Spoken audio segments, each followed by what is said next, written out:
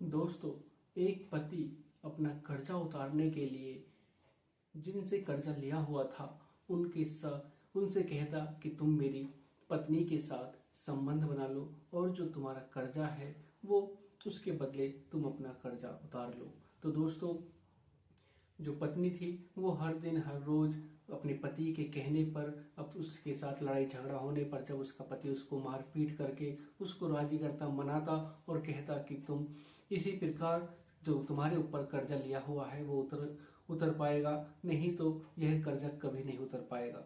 तो दोस्तों, जो पत्नी थी वो मान जाती है और ऐसे ही करके वो संबंध बनाना शुरू कर देती है। और फिर एक दिन उसकी संबंध बनाते ही समय मौत हो जाती है और जब पता चलता है तो सबके पैरों के तले से जमीन खिसक जाती है। सब सोचने और समझने के लिए मजबूर हो जाते हैं कि आखिर ऐसा कोई कैसे कर सकता है, अपनी ही पत्नी के साथ दूसरे पुरुषों के से अपने कर्जे को उतारने के लिए ऐसा कोई कैसे कर सकता है। तो दोस्तों, किस प्रकार उसकी मौत हुई जब खुलासा होता है तो कैसे होता है, इस कहानी के माध्यम से जानते हैं पूरी घटना। तो दोस्तों, अगर आप मेरे चैनल पर पहली बार हैं, चैनल को सब्सक्राइब करें, वीडियो को लाइक करें, शेयर करें, कमेंट करें और बेल आइकन जरूर दबाएं, जिससे कि मेरा हौसला बढ़ता रहे और मैं आपके लिए हर दिन हर रोज इसी प्रकार की क्राइम से रूबरू कराता रहूं। तो दोस्तों, चलते हैं, जानते हैं पूरी घटना को इस कहानी के माध्यम से।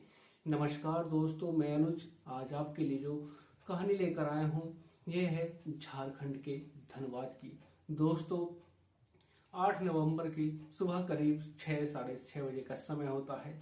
एक मकान से रोने की, चिल्लाने की, चीखने की आवाजें आती हैं और उस चीखने की आवाजों के साथ साथ एक बच्चे के भी रोने की आवाज आती है। जब आसपास के लोग उस आवाज को सुनते हैं तो उस मकान के बाहर जाकर उस आवाज को सुनने लगते हैं और सोचते हैं कि आखिर क्या बात है, बाहर से जो कुंडी लगी हुई है और जो ये अंदर से आवाज आ रही है, आखिर बात क्या हुई। तो जब सब इकट्ठे हो जाते हैं, आसपास के जो लोग होते हैं वो इकट्ठे हो जाते हैं और सब यही अनुमान लगाते हैं कि आखिर बात क्या है, इन दोनों पति पत्नियों में झगड़ा हो रहा है, क्या बात है। और जब वो देखते हैं कि बाहर से गेट लगा हुआ है, कुंडी लगी हुई है, तब वो जब गेट को खोलते हैं, दरवाजा को खोलते हैं, तो जैसे ही वो सामने देखते हैं तो महिला खून में लथपथ बिल्कुल, जब उसको देखते हैं तो उसको जब और हॉस्पिटल ले जाते हैं और जब उसको हॉस्पिटल ले जाया जाता है तो उसकी मौत हो जाती है रास्ते में ही। और जब हॉस्पिटल में पहुंचते हैं तो डॉक्टर साहब कहते हैं कि ये अब जीवित नहीं है, इनकी मौत हो चुकी है। तो दोस्तों, जब पुलिस को फोन किया जाता है, पुलिस मौके पर पहुंचती है और जब पुलिस अनुमान लगाती है कि आखिर बात क्या है, इसके पति ने ही इसके साथ मारपीट की है, इसकी हत्या की है। और जो बच्चे थे उसके दो छोटे छोटे बच्चे हैं थे, एक जो बच्चा था जो रो रहा था वो 5-6 साल का था और वो भी कुछ बता नहीं पा रहा था, इतना बड़ा नहीं था। और जब उसके मायके वालों को फोन किया जाता है, उसके यहाँ पर खबर पहुंचाई जाती है और जब पता चलता है, उसकी माँ जो कहती है वो कहती है कि 2011 में इन दोनों की शादी हुई थी और जो मेरी बेटी है इसका नाम मीरा है और जो इसका जो पति है वो ललन पासवान है। और जब ललन पासवान के फोन को ट्रैक पर किया जाता है तब उसका पता चलता है कि वो बिहार में है। दोस्तों, जब पुलिस पूछताछ करती है, उसके परिवार, ललन पासवान के परिवार वालों को गिरफ्तार कर लेती है कि जब तक ललन पासवान नहीं मिलता तब तक उनके परिवार वालों को गिरफ्तार कर लिया जाता है और उनसे पूछताछ की जाती है।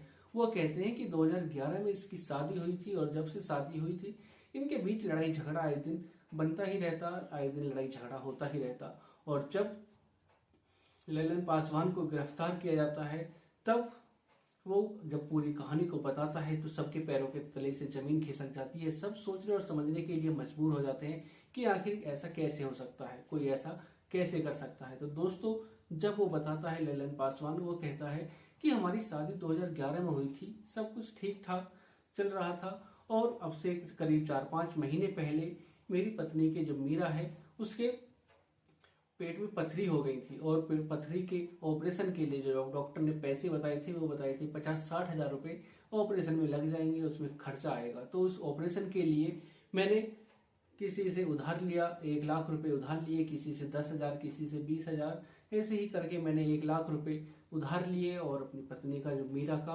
ऑपरेशन कराया। ऑपरेशन ठीक ठाक हो जाता है, ठीक हो जाती है। उसके बाद जो जिनसे कर्जा लिया हुआ था वो कर्जे के लिए, अपने पैसों के लिए घर पे आना शुरू हो जाते हैं। और फिर मैं उनका कर्जा कहाँ से उतारता, मैं एक ऑटो ड्राइवर, रिक्शा ऑटो चलाने वाला, और जो भी पैसे कमाता हूँ वो ऐसे ही घर खर्च में खर्च हो जाते हैं। मैं उन 1 लाख रुपए को कैसे उतारता, कहाँ से उतारता। और जब मेरे दिमाग में एक आइडिया आता है, जब एक कर्जदार जो मेरे से पैसे मांगने के लिए आता है, मैं उससे कहता हूँ कि मेरे पास पैसे नहीं हैं देने के लिए, मेरे पास सिर्फ मेरे बीवी और बच्चे हैं, तब लल्लन पासवान से वो व्यक्ति कहता है कि मुझे कोई मतलब नहीं है, तुम अपने बीवी बच्चों के साथ कुछ भी करो, कैसे भी करो, मुझे अपने पैसे वापस चाहिए। तो दोस्तों, लल्लन पासवान उस व्यक्ति से कहता है कि तुम मेरी पत्नी के साथ संबंध बना लो और जो तुम्हारे पैसे हैं वो उनके बदले तुम मेरी पत्नी के साथ संबंध बना लो। तो दोस्तों, जो व्यक्ति है वो राजी हो जाता है और तैयार हो जाता है। और जब लल्लन पासवान अब उस व्यक्ति को लेकर अपने घर पर जाता है, अपनी पत्नी से कहता है कि तुम इसके साथ संबंध बना लो और जो इससे कर्जा लिया हुआ है वो उस कर्जे को उतार देगा, वो पैसे नहीं दिए जाएंगे। तो दोस्तों, उसकी पत्नी मना करती है और जब वो मना करती है तो लल्लन पासवान अपनी पत्नी के साथ हाथापाई करता है, मारपीट करता है। और फिर उसकी पत्नी यह सब करने के लिए तैयार हो जाती है और कहती है कि ठीक है, अगर ऐसे करने से तुम्हारा कर्जा उतर जाता है तो मुझे कोई परेशानी नहीं है। और फिर वो उसके साथ संबंध बनाता है। दोस्तों, जो व्यक्ति था वो उसकी पत्नी के साथ, मीरा के साथ संबंध बनाता है और संबंध बनाकर चला जाता है। तो दोस्तों, फिर यही शुरू हो जाता है। लल्लन पासवान ऐसे ही कर करके 2-3 जनों को अपनी पत्नी के साथ संबंध बनाता है और जब उसकी पत्नी, उसका सब्र का बांध टूट जाता है, वो टूट जाती है अंदर से, तब वो अपने पति के साथ लड़ाई झगड़ा करके अपने मायके चली जाती है। जो लल्लन पासवान की जो सास थी, मीरा की जो माँ, वो कहती है कि 7 नवंबर को ही जो लल्लन पासवान है वो मेरी बेटी को लेकर आया था और यह सब हुआ था कि अब ऐसा कुछ नहीं होगा, ना लड़ाई झगड़ा होगा, ना ही कुछ होगा। मेरी बेटी ने यह सब कुछ बताया था। और जब वो मायके गई थी, अपने घर पर गई थी, तो उसने किसी से कुछ नहीं बताया था। और फिर अब से 1 हफ्ते पहले ही उसने मेरे से यह सब बताया कि जो जिनसे इन्होंने कर्जा लिया हुआ है उनके साथ ये मेरे साथ संबंध बनाते हैं और उस कर्जे को उतारते हैं।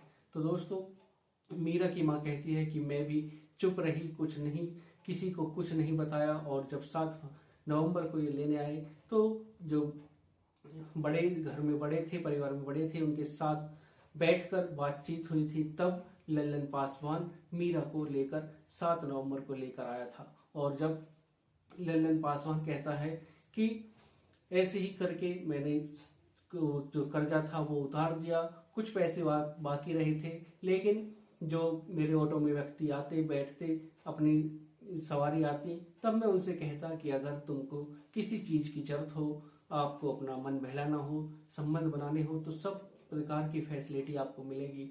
और जब जो सवारी होती है, लल्लन पासवान उनको लेकर अपने घर जाता है तो उसकी पत्नी मना कर देती है करने के लिए और वो उससे लड़ना शुरू कर देती है और अपने दोनों बच्चों को लेकर अपने मायके चली जाती है। और फिर लल्लन पासवान सब से राजी से अब 7 नवंबर को लेकर आता है। और फिर एक दिन जब 7 नवंबर की रात को वो उससे बातचीत करता है और वो ऐसे ही उससे कहता है कि तुम संबंध बना लो। तब लल्लन पासवान कहता है कि जो मीरा है वो मना करती है। तब मैं गुस्से में जो साइकिल का पेंडल होता है उसको उसके सर पे मारता रहता हूँ और जब तक मारता हूँ जब तक वो खून से लथपथ नहीं हो जाती है और उसको मारकर भाग जाता हूँ। तो दोस्तों, जो मीरा थी उसका इस प्रकार उसके साथ उसके लड़ाई झगड़ा हुआ और लल्लन पासवान, उसके पति ने उसके साथ मारपीट की। और जब लल्लन पासवान ने यह सारी कहानी बताई, सारी घटना बताई कि अपने कर्जे को उतारने के लिए वो अपनी पत्नी के साथ दूसरे लोगों से संबंध बनाने के लिए तैयार हो गया और उनसे संबंध बनाने के लिए कहता, और उसकी जो पत्नी थी वो भी लाचार थी, क्या करती, वो भी अपने पति की बात मान लेती है। लेकिन जब उसका सब्र का बांध टूट जाता है वो मना करती है और अपने पीहर चली जाती है, अपने मायके चली जाती है। लेकिन फिर भी लल्लन पासवान उसको मनाकर, सारी बातें बनाकर ले आता है और फिर वही शुरू होता है। और जब उसकी पत्नी उसके मना करती है तो लल्लन पासवान उसके सिर पर साइकिल के जो पैंडल होता है उससे उसके सिर पर वार करता है और जब तक वार करता रहता है जब तक वो बेहोश नहीं हो जाती। जब लल्लन पासवान पूरी कहानी बताता है सबके पैरों के तले से जमीन खिसक जाती है। सब सोचने और समझने के लिए मजबूर हो जाते हैं कि आखिर ऐसा कोई कैसे कर सकता है। लल्लन पासवान कहता है कि तुम्हारे लिए ही मैंने कर्जा लिया था और तुम ही इसको उतारोगी, मुझे मेरे पास कुछ भी नहीं है देने के लिए, तुम ही इसे उतार सकती हो।